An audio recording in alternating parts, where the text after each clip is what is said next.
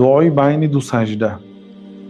این اگر در نماز فرض باشید و اگر امام دریافت نمی‌کرده باشد، امام تیز می‌خوانده باشد، اقلا رب اغفر لی وارحمنی، رب اغفر لی وارحمنی گویید دو بار.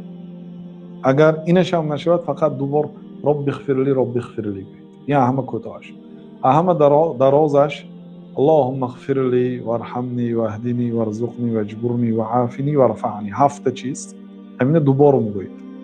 اللهم اغفر لی، اللهم اغفر لی وارحمنی واهدنی وارزقنی واجبرنی وعافنی وارفعنی. دیگه بار ما سکوندمیر که حساب کرده گویم برای شما چند سکوند میگیرد.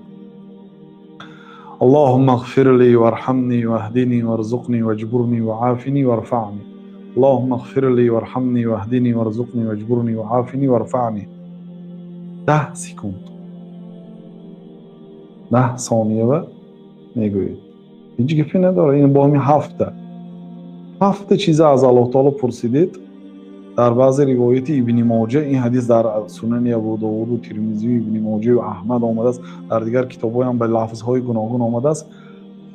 روایت ابن ماجه گفتن که فإن هؤلاء یجمعن لك دینک و دنیا. اگر همین دعاهای کنی تمام دین و دنیا تا جمع کردید، هیچی نماند مگر هم پرسیدید اللهم اغفر لی، ای الله مرا گناهامو مغفرت کن. یعنی تا امروز گناهی که کردم بخش. اگر گناهاتون الله تعالی بخشد، برای چی جزا میده؟ الله تعالی جزا نمیدهد به گناهی که نکردید. خب ارحمنی، من مهربانی کن، رحم کن. بعضی علما در معناش گفتن که یعنی دیگه گناه نکنم من بعد. خب دیگه من بعد گناه نکنید، برای چی الله تعالی شما را جزا دهد؟